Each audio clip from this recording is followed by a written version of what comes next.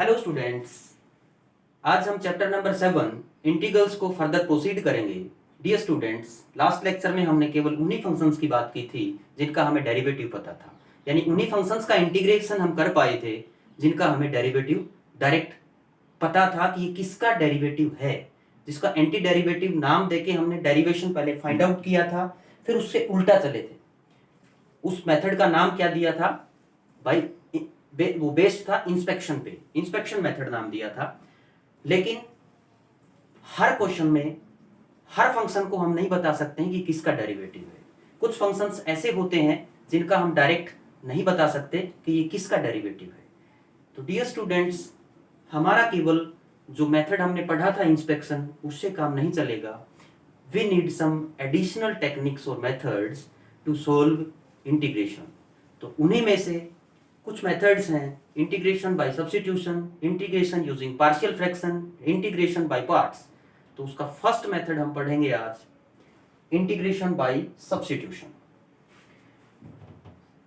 इन simple words आप एक बात समझ लो बस, केवल कि हमने क्या कहा था कि कुछ फंक्शंस ऐसे पढ़े थे जो डायरेक्ट हम उनका इंटीग्रेशन नहीं फाइंड आउट कर सकते थे, यानी सिंपल वर्ड्स में वो फंक्शंस इंटीग्रेबल नहीं थे, हमें उनको इंटीग्रेबल बनाना पड़ा। ठीक है, तो उसी में जैसे एक एग्जांपल लेके चलता हूं, आपको और अच्छे से समझ में आएगा।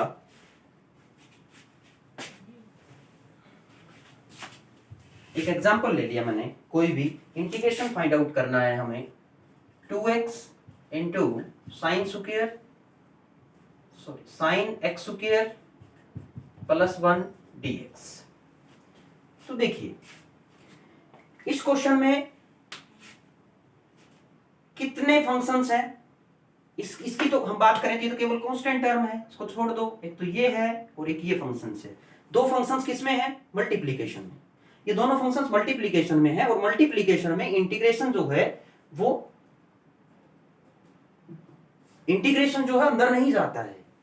ठीक है, डिस्ट्रीब्यूटिव नहीं है ये मल्टीप्लिकेशन पे।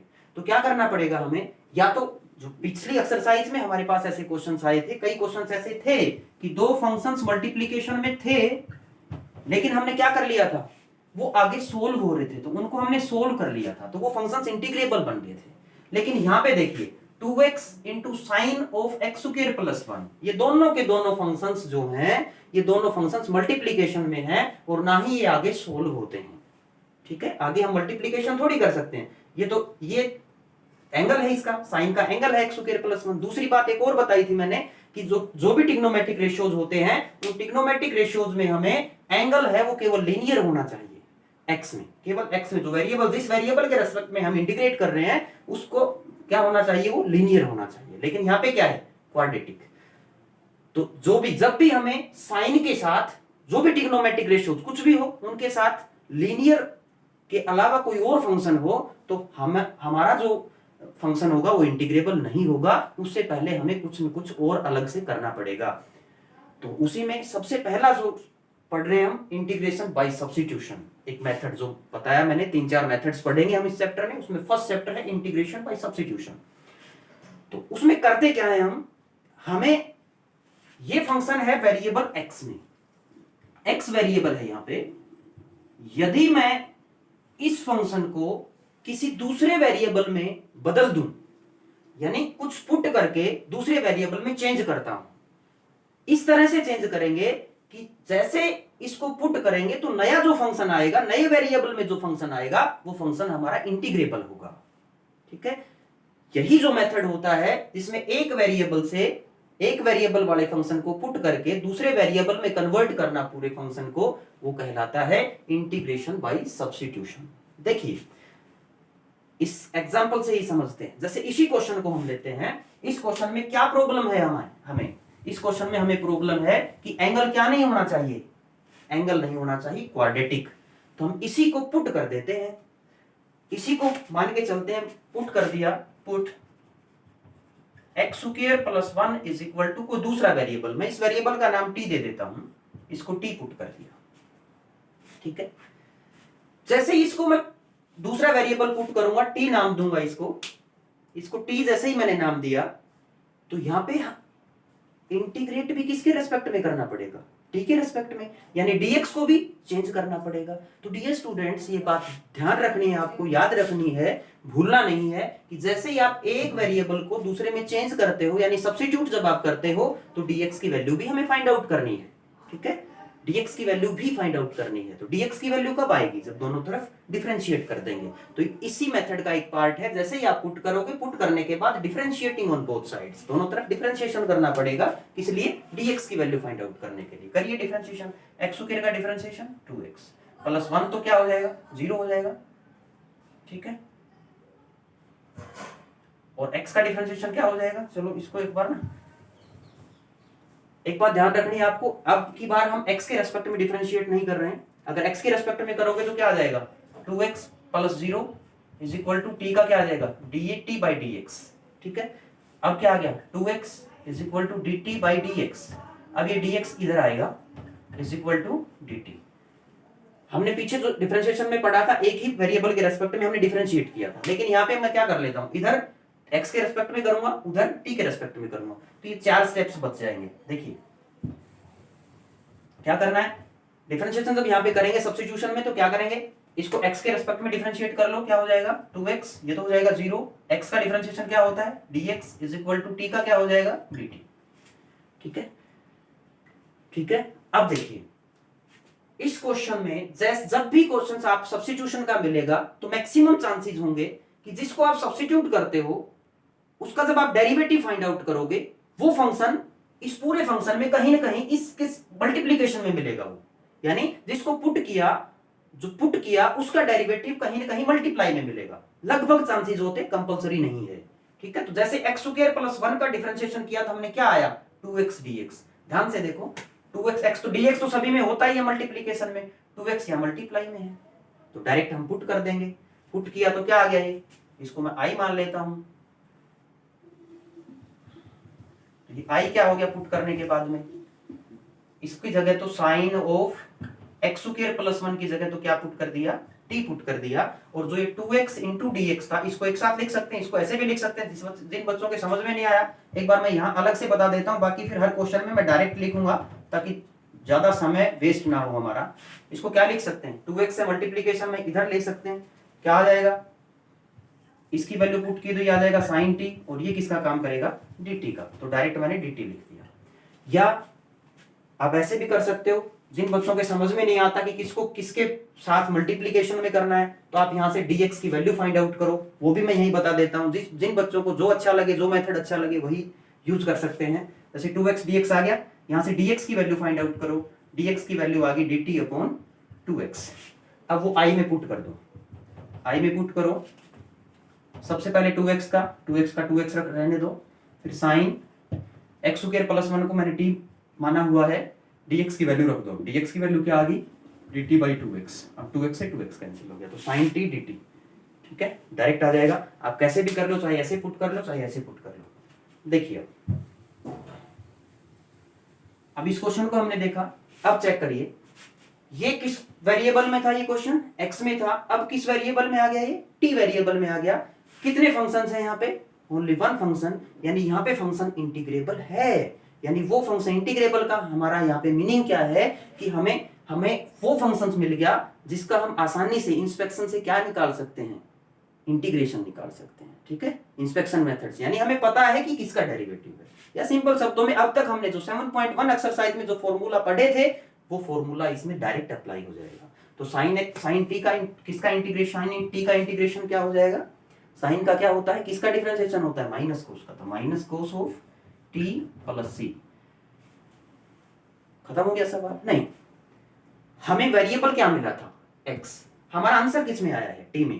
तो कई बच्चों को ध्यान नहीं रहता, यहीं छोड़ देते हैं। यहाँ नहीं छोड़ना है, उसी वेरिएबल में आंसर, उसी वेरिएबल पे हमें छोड़ना है जो हमें मिला था। मिला क्या था? x। तो t की वैल्यू हमने क्या माननी थी? रख दो, t की वैल्यू x स्क्वायर प्लस 1 माननी थी, तो ये क्या आ जाएगा? Minus cos of x square plus 1 plus c। तो यही आ जाएगा। ये सभी को ध्यान रखना है। इसी तरह के एक दो और भी हम एग्जांपल्स ले लेते हैं ताकि आपको और अच्छे से समझ में आ जाए। एक और क्वेश्चन लेते हैं हम, इसी तरह का एक एग्जांपल लेके चलते हैं। 10 रेज़ टू द पावर, दूसरा ले लिया मैंने, ये फर्स्ट एग्जांपल था, इसका सेकंड पार्ट ले लेता हूं मैं।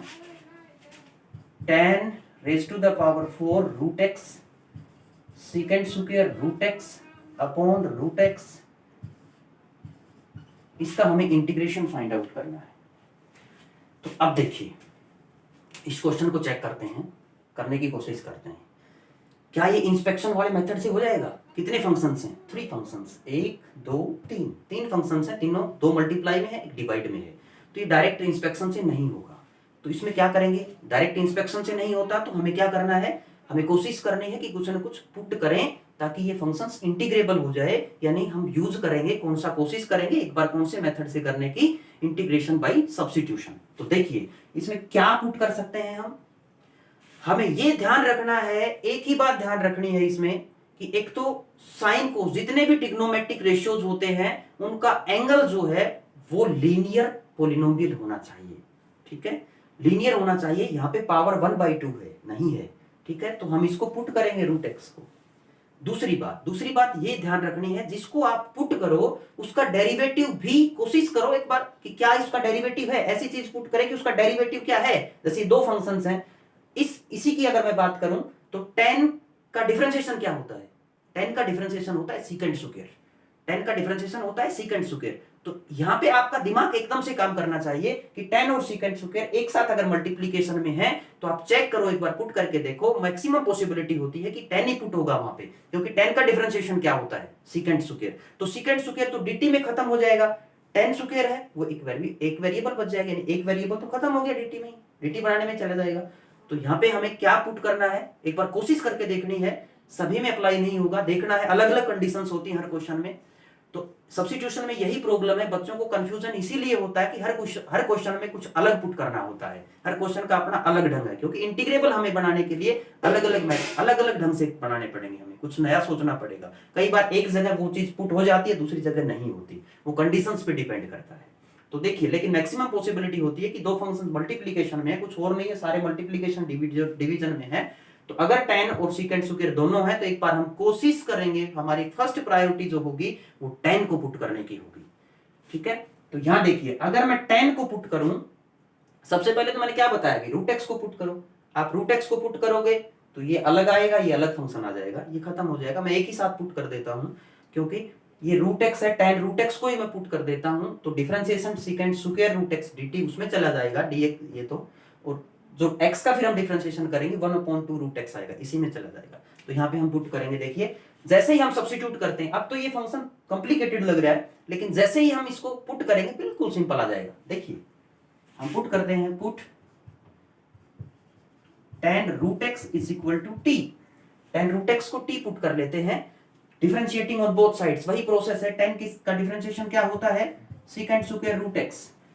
अब एंगल कुछ और है तो रूट एक्स का जब हम डिफरेंशिएशन करेंगे तो रूट एक्स का डिफरेंशिएशन क्या आ जाएगा? 1/2 रूट एक्स। उसके बाद भूलना नहीं है, dx जरूर लिखना है क्योंकि हम दोनों तरफ अलग अलग वेरिएबल के रेस्पेक्ट में डिफरेंशिएट कर रहे हैं।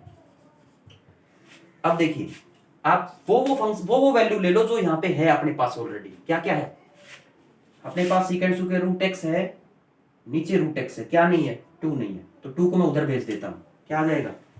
दिस इंप्लाइज, ये तो कर देंगे डिफरेंशिएटिंग ऑन बोथ साइड्स, देख लेना ये sec square root x dx by root x, इस 2 को उधर भेज देता हूं 2 dt। ठीक है, ये हमने पुट कर दिया। इसको मैंने मान लिया था कि कोई भी i है। ठीक है, तो ये क्या बन जाएगा? अब i क्या बनेगा चेक करो, i क्या बनेगा? पुट कर दीजिए। 10 रूट एक्स को मैंने t पुट किया था तो 10 रेज टू द पावर 4 है, तो क्या बन जाएगा? सीधा सीधा t raise to the power 4। बाकी क्या रह गया?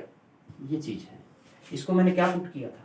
ये देखो, इसकी वैल्यू ये आ गई, sec square root x upon root x. इसकी वैल्यू पुट कर दीजिए 2 dt। चेक करो क्या ये फंक्शन इंटीग्रेबल है? ये 2 मल्टीप्लिकेशन में है, ये तो कांस्टेंट है, बाहर आ जाएगा। यहीं से मैं इसको बाहर निकाल देता हूं, ये बाहर आ गया। अब चेक करिए क्या ये फंक्शन इंटीग्रेबल है? बहुत आसान है। देखिए इंटीग्रेबल हो तो गया, बिल्कुल आसान हो गया। ये देखो ये फंक्शन कितना बड़ा दिख रहा था और ये फंक्शन बिल्कुल छोटा सा आ गया। इसका इंटीग्रेशन क्या हो जाएगा? इसका इंटीग्रेशन हो जाएगा 2 × t raise to the power 5/5 क्या ये सवाल यहाँ पे खत्म हो गया? नहीं, अभी हमें t की वैल्यू पुट करनी है, तो t की जगह क्या पुट कर देंगे? tan रूट x, तो ये क्या आ जाएगा? 2 tan raised to the power 5 root x upon 5 plus c।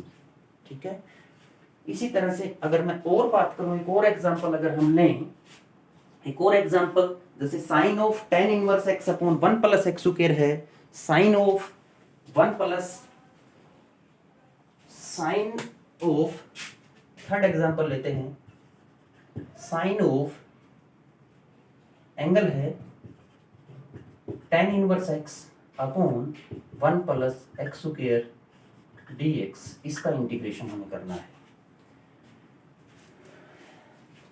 देखिए, बिल्कुल आपको क्वेश्चन देखते ही पता चलना चाहिए कि ये इंटीग्रेशन में कौन से मेथड का क्वेश्चन है, देखते ही पता चलना चाहिए। देखिए, मैंने अभी अभी बताया, थोड़ी देर पहले बताया था कि ट्रिग्नोमेट्रिक रेशियो का जो एंगल होता है वो लीनियर होना चाहिए x में, यानी x की पावर 1 होनी चाहिए, x में होना चाहिए, उसके अलावा कुछ भी है, ट्रिग्नोमेट्रिक रेशियो है, इनवर्स ट्रिग्नोमेट्रिक रेशियो है, रूट है, कुछ और है, नहीं होना चाहिए। ठीक है, तो अब देखिए इसमें क्या है, tan इनवर्स x, तो मैक्सिमम पॉसिबिलिटी होती है, मैक्सिमम चांस होते हैं कि हम किसको पुट करेंगे, उसी को। और देखिए, अगर मैं tan इनवर्स x को यहाँ पे पुट करूं तो इसका डिफरेंशिएशन क्या होगा? 1 अपॉन 1 प्लस x स्क्वायर, वो है ऑलरेडी, यानी नीचे 1 अपॉन x स्क्वायर नीचे आएगा, वो है, तो ये तो किसका काम करेगा? dt का, और ये मैंने t पुटी कर ही दिया, तो क्या बन जाएगा ये फंक्शन? sin t dt, उसका हमें पता है क्या हो जाएगा? cos इनवर्स, ना सॉरी, हाँ, साइन का डिफरेंशिएशन इंटीग्रेशन क्या हो जाएगा? cos t माइनस में cos t प्लस। ठीक है, ये देखना है। देखिए, देखो भाई, पुट करते हैं, put tan inverse x is equal to t, differentiate करो दोनों तरफ, क्या हो जाएगा? 1 upon 1 plus x square dx is equal to dt। Value जब मैं पुट करूंगा i की तो क्या आ जाएगा? थोड़ा फास्ट चलते हैं, अब सभी में प्रोसेस वही लगेगा, sine of t dt, integration क्या हो जाएगा? Minus cos of t plus. ठीक है, अब t की वैल्यू हमें पुट करनी है, यही नहीं छोड़ना है, t की वैल्यू क्या हो जाएगी? Minus cos of tan inverse x plus c, that's all, ये हमारा आंसर है। इसी तरह से आप कोई भी क्वेश्चन को सोल्व कर सकते हो, सभी क्वेश्चंस में बिल्कुल आप 2-4 बातें याद रखो कि ट्रिग्नोमेट्रिक रेशियो है, उसका एंगल केवल लीनियर होना चाहिए x में। ठीक है, बाकी आपको पता चलता जाएगा, जैसे जैसे हम प्रैक्टिस करेंगे क्लियर होता जाएगा। ये तो थी बातें जो ट्रिग्नोमेट्रिक रेशियोज जो पुट किए थे हमने, जो दिए हुए हैं उसी को पुट किया है, जो दिया हुआ था उसी को पुट किया था। ट्रिग्नोमेट्री के कुछ हमने फॉर्मूले पढ़े थे, लेकिन डियर स्टूडेंट्स उस दिन हमने केवल वही फॉर्मूले पढ़े थे जिनका हमें डिफरेंशिएशन पता था, केवल डिफरेंशिएशन पता था, उन्हीं के फॉर्मूले हमने पढ़े थे। अब जैसे मैं एक लेता हूं, हमने पढ़ा था कि सीकेंट स्क्वायर का इंटीग्रेशन tan x होता है ना, कोसिकेंट स्क्वायर का माइनस कोट x होता है, ये सभी पढ़े थे हमने। लेकिन क्या हमने ये पढ़ा था कि इंटीग्रेशन यदि हमें tan का फाइंड आउट करना हो तो वो कैसे ज्ञात करेंगे? अगर आपसे कोई पूछ ले कि tan x का इंटीग्रेशन बताओ, तो ये हमने नहीं पढ़ा। क्यों? क्योंकि ये हमें पता ही नहीं, डायरेक्ट हम बता ही नहीं सकते कि tan x किसका डिफरेंशिएशन होता है। हमने तो उस दिन फर्स्ट लेक्चर में केवल उन्हीं की बात की थी जिसका हमें ये पता था कि ये किसका डेरिवेटिव है। ठीक है, तो tan x किसी का भी डेरिवेटिव नहीं है। तो आज थोड़ा सा हम आगे बढ़ते हैं, चेक करते हैं कि इसका फॉर्मूला क्या बनेगा। मैं इसका फॉर्मूला बनाता हूं बाय सब्स्टिट्यूशन, बाकी आगे जब भी यूज होगा हम डायरेक्ट उसको पुट करेंगे।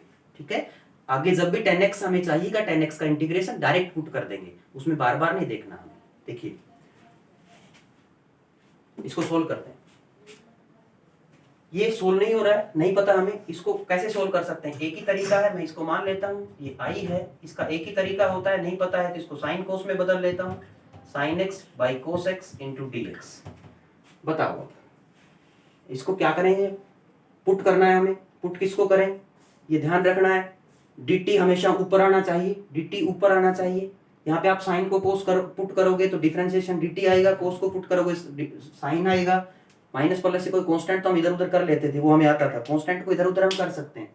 ठीक है, तो साइन को और कोस दोनों को पुट कर सकते हैं। कई बच्चे कोस को पुट करते हैं, कोई कहेगा जी मुझे तो साइन पुट करना है। ये ध्यान रखना है, साइन पुट नहीं होगा, यहाँ पे क्या होगा, कोस एक्स होगा। क्यों होगा, यदि आप साइन एक्स को पुट करते हो तो कोस एक्स dt नीचे आएगा, dt नीचे नहीं आना चाहिए। तो हमें यहाँ पे पुट करेंगे, put cos x is equal to t. Cos x को टी पुट कर देते हैं, डिफरेंशिएट करो, minus sine x dx is equal to dt, यानी साइन एक्स dx की वैल्यू क्या आ गई, माइनस dt। ठीक है, ये मैं पुट कर देता हूं यहीं पे, क्या आ जाएगा, ये पुट कर देते हैं, यहां कर देते हैं, चलो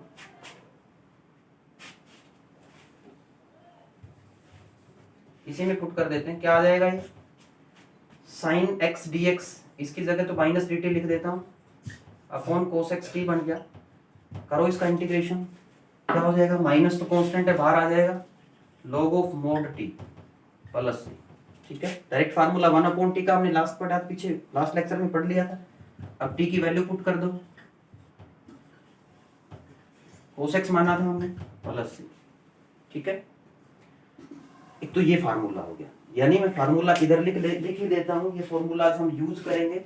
फार्मूला क्या आ गया अपना, जो फर्स्ट फार्मूला बना है वो क्या बन गया, इंटीग्रेशन ऑफ tan x क्या आ गया, minus log of mod cos x, ये बन गया प्लस सी। एक तो ये फॉर्मूला। दूसरा, इसी को और आगे सोल्व कर सकते हैं। एक अपने पास होता था formula log m raise to the power n, तो इसको क्या लिख सकते थे, पावर आगे आ जाती थी n log m, इसको n log m लिख सकते थे, तो पावर आगे आ जाएगी। और अगर पावर आगे की ऊपर लेके जानी हो तो वो भी कर सकते हैं, n log m लिखा हुआ हो तो पावर ऊपर चली जाएगी। इसमें भी -1 है, इसको मैं क्या लेके जा सकता हूँ, इसके ऊपर लेके जा सकता हूँ, तो log ऑफ cos x की पावर -1। ठीक है, तो ये क्या हो जाएगा, cos x नीचे जाएगा तो क्या हो जाएगा, 1/cos क्या होता है, secant x। तो दूसरा इसका जो फॉर्मूला बनेगा वो क्या होगा, दूसरा फॉर्मूला इसका हो जाएगा log of mode secant x plus. ठीक है, आमतौर पे हम कौन सा फॉर्मूला यूज करते हैं, यही यूज करते हैं, log of mode secant x। ठीक है, ये यूज करते हैं। अब इसका सेकंड फॉर्मूला डिराइव करते हैं। ये डेरिवेशन आपको आना चाहिए, कई बार एग्जाम्स में पूछ लिए जाते हैं। इसी तरह से एक और अगला फॉर्मूला है, अगर यहाँ पे कोट एक्स हो, वो मैं डायरेक्ट बता रहा हूँ, अगर यहाँ पे कोट एक्स होगा तो कोस बटा साइन लिख देंगे, कोस बटा साइन। अब की बार किसको पुट करेंगे, नीचे वाले को पुट करना है, साइन को पुट किया तो dt का काम करेगा, dt अपॉन टी, टी यहाँ पे किसको माना था हमने, साइन को, तो दूसरा फॉर्मूला डायरेक्ट बन जाएगा, ये माइनस खत्म हो जाएगा, यहाँ से क्या होगा, केवल सिंपल सी बात है, साइन बटा कोस था, अब क्या लिखना है, कोस बटा साइन, कोट का क्या हो जाएगा, कोस बटा साइन, नीचे वाले को पुट करना है, साइन को पुट किया, dt का काम करेगा कोस एक्स, माइनस नहीं आएगा क्योंकि साइन का डिफरेंशिएशन प्लस कोस एक्स होता है, आपकी बुक में है, आप देख सकते हो।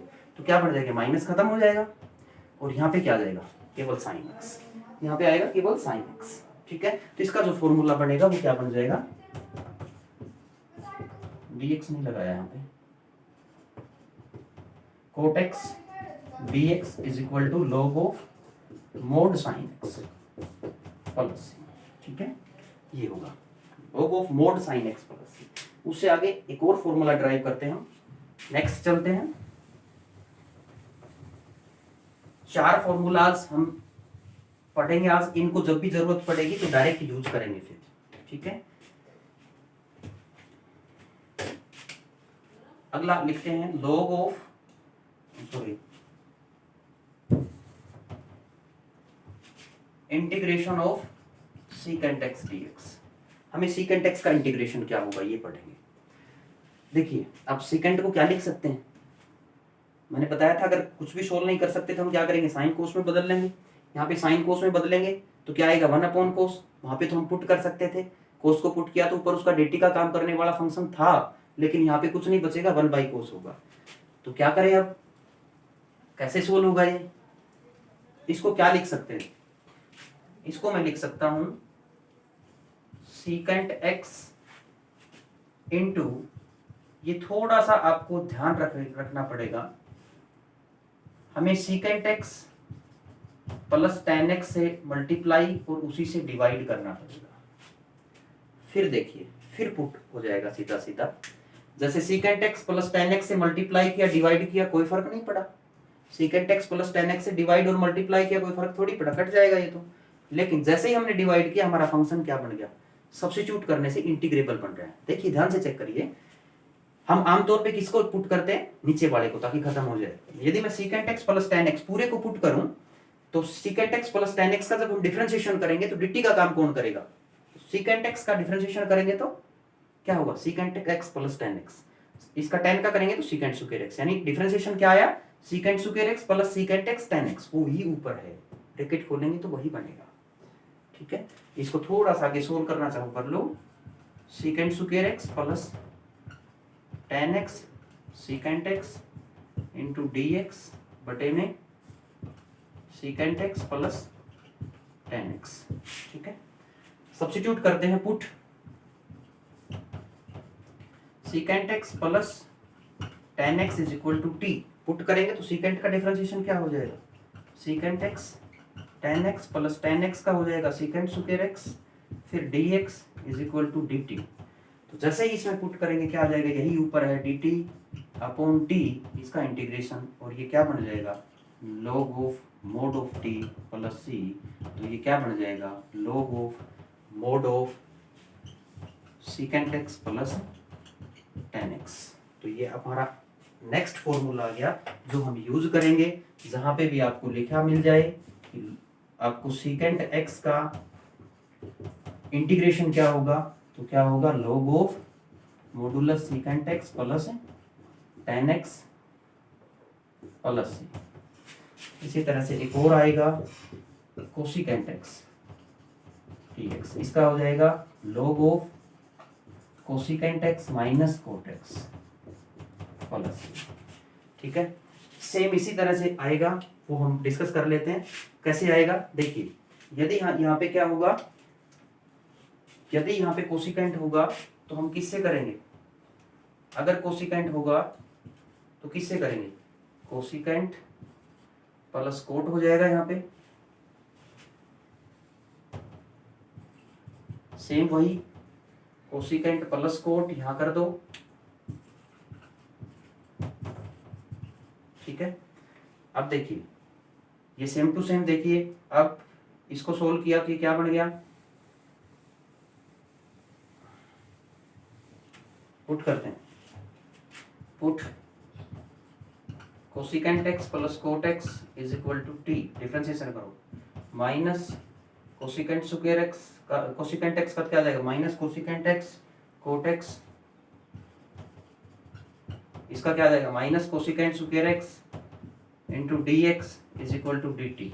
मैं यहाँ से एक माइनस कोसिकेंट कॉमन ले लेता हूँ, अंदर क्या बचेगा, cot x plus cosecant x is equal d x is equal to d t. तो हमारे पास ये इंटीग्रेबल जब हमने फंक्शन किया तो आई हमारा क्या बन रहा है, आई क्या बनेगा, कोसिकेंट प्लस कोट एक्स को तो हमने टी पुट कर दिया, ये भी आ रहा है हमारा cosecant into cosecant plus cot x, cosecant into cosecant plus cot x भी आ रहा है, लेकिन क्या नहीं है, ये माइनस प्रॉब्लम क्रिएट करे, माइनस नहीं, माइनस उधर जाएगा तो माइनस का हो जाएगा, यानी माइनस डी टी। तो अब ये क्या हो गया, minus log of mod T, ये आ गया, उसमें तो log ऑफ टी था, यही है, यहीं से यहाँ पे माइनस आया। ये कहोगे जी आप यहाँ बीच में माइनस कैसे आ गया, तो देखिए इसको थोड़ा सा आगे सोल्व करते हैं, प्लस सी, इसी को सोल्व कर लेते हैं, log ऑफ टी को। देखिए log ऑफ माइनस था, पावर आगे आ जाएगी, टी मैंने किसको माना था, cosecant x plus cot x, इसकी पावर -1। ठीक है, ये देख लेते हैं, प्लस सी तो चलता रहेगा, मैं एक बार इसी को बताता हूँ कि इसकी जगह क्या आएगा। ठीक है, तो कोसिकेंट प्लस कोट एक्स, इसकी पावर -1 है, इसका मतलब क्या आ जाएगा, log of 1 upon cosecant x plus cot x.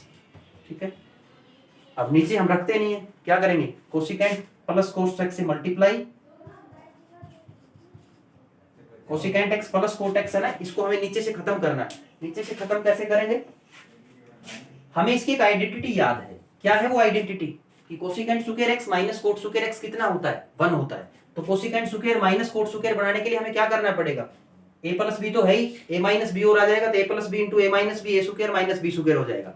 ठीक है, तो हमें इसको क्या करेंगे, मैं इसको मल्टीप्लाई कर देता हूं किससे, cosecant x minus cot x into cosecant x minus cot x, ऊपर नीचे मल्टीप्लाई कर दिया तो ऊपर तो क्या बढ़ गया, log of mode cosecant minus cot x, और नीचे क्या बढ़ गया जी 1, वही फॉर्मूला है हमारे पास। तो आपको ये याद रखना है, जब भी हमारे पास आगे ये क्वेश्चंस आएंगे हम डायरेक्ट अप्लाई करेंगे। जो फॉर्मूले हमारे बने हैं वो क्या क्या बने हैं एक बार दोबारा से याद कर लेते हैं। अभी क्या होगा, tan x का इंटीग्रेशन क्या होगा, या तो minus log of mod cos x plus c, या दूसरा आमतौर पे ये करते हैं क्योंकि माइनस का साइन दिक्कत ना करे, log of mode second x। यानी tan का करना हो, याद रखो एक नंबर में आ जाए डायरेक्ट आप निशान लगाओ, वैसे भी याद करने हैं, जब भी क्वेश्चंस में हमें जरूरत पड़ेगी इस फॉर्मूले की डायरेक्ट अप्लाई करेंगे, उसमें आपको ये प्रूव करके दिखाने की जरूरत नहीं, डायरेक्ट पुट करेंगे जब भी हमें जरूरत पड़ेगी। ठीक है, tan x का integration log of mode second x, cot x का इंटीग्रेशन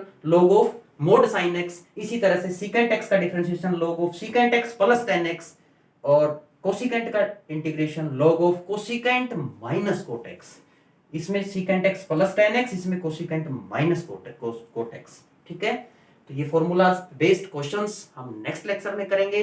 तब तक के लिए थैंक यू, गुड बाय।